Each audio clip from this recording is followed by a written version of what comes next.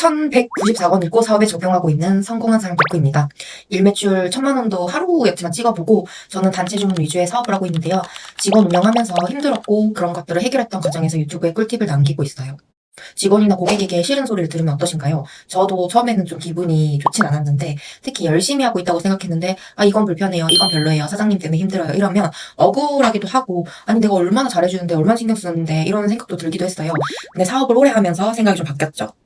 요즘은 이거 돈 되는 얘기 아닐까? 요렇게 생각이 많이 바뀌었습니다.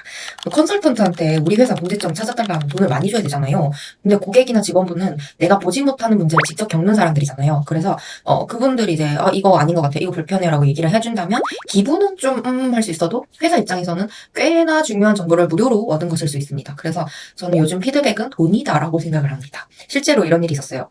퇴사한 직원분이 저한테 사장님이 직원분들 사이에서 욕을 많이 먹고 있다는 거예요.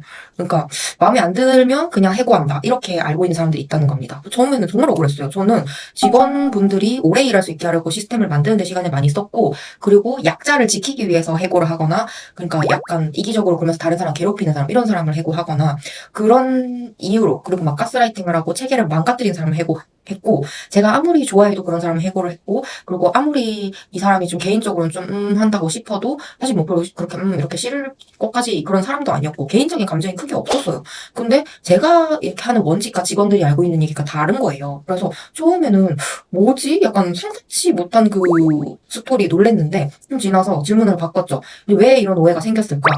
그 이유가, 저는 누군가가 해고가 되고 퇴사를 했을 때 남아있는 직원분들한테 그 사람 얘기를 안 했어요. 왜냐면은 특정 사람의 잘못을 얘기하면 뒤에서 욕하는 것 같잖아요. 그 사람도 퇴사는 했지만 또 알고 지낼 수도 있고 명예라는 게 있으니까. 그래서 설명을 잘 안 했는데요.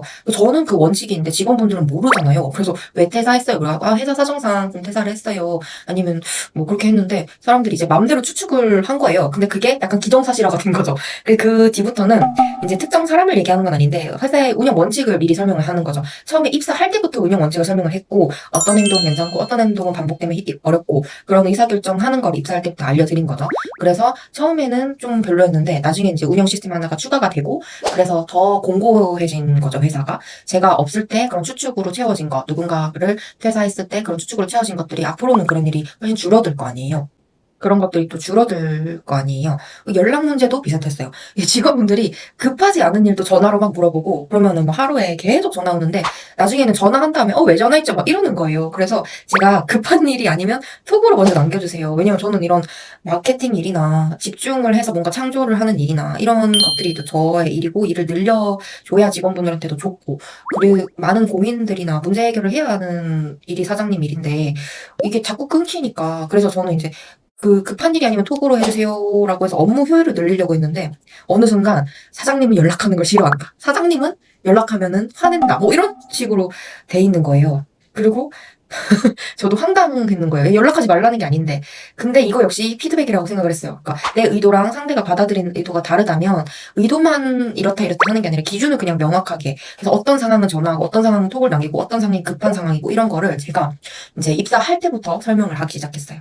재고 관리도 마찬가지예요. 단체 주문이 수십 개 수백 개니까 재고 관리가 어렵죠. 그러면 누가 저 너무 어려워요 이러면 더 꼼꼼하게 해보세요 이렇게 할 수도 있지만, 저는 이제 이거를 왜 꼼꼼한 사람만 할 수 있지 하면서 그냥 주문을 넣으면 필요 재료가 자동 계산되도록 표를 만들었고, 사람의 능력에 의존하던 건 시스템이 하도록 바꿨어요. 그래서 업무도 쉬워지고 실수도 줄고 너무 좋죠. 저는 그래서 불편한 얘기를 이제 들으면 이러면서 화내기 전에 다시 한번 생각을 해봅니다. 이 사람이 지금 우리 회사에 어떤 구멍을 메워주고 있는 걸까? 어떤 돈을 선물해 주는 걸까? 물론 여기에는 굉장히 중요한 전제가 있죠. 모든 피드백이 다 맞는 건 아니에요. 한 사람의 개인적인 취향일 수도 있고, 그 사람이 편하자고 나한테 몰아가는 걸 수도 있고, 사실과 다른 얘기일 수도 있고, 상대가 원하는 대로 해달라는 요구일 수도 있고, 뭐 충분히 검토해서 하지 않기로 한 걸 계속 요구하는 경우도 있어요. 그런 것까지 다 받아들이면 회사는 무너져요.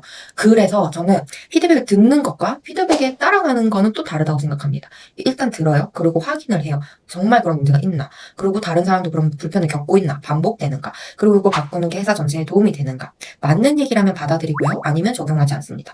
오히려 중요한 건 기분과 정보의 가치, 그러니까 기분과 돈이 되느냐를 분리하는 거. 내가 이득을 얻으면 좋은 거잖아요. 기분 나쁘게 말한 사람도 맞는 얘기를 할 수도 있고, 친절한 사람도 틀린 얘기 할 수도 있는 거예요. 저도 사람이니까 약간 기분 나쁜 말 들으면 기분이 나빠요. 기분 나쁜 말이니까. 하지만 조금 차분해진 다음에는 그 말을 꺼내보는 거죠.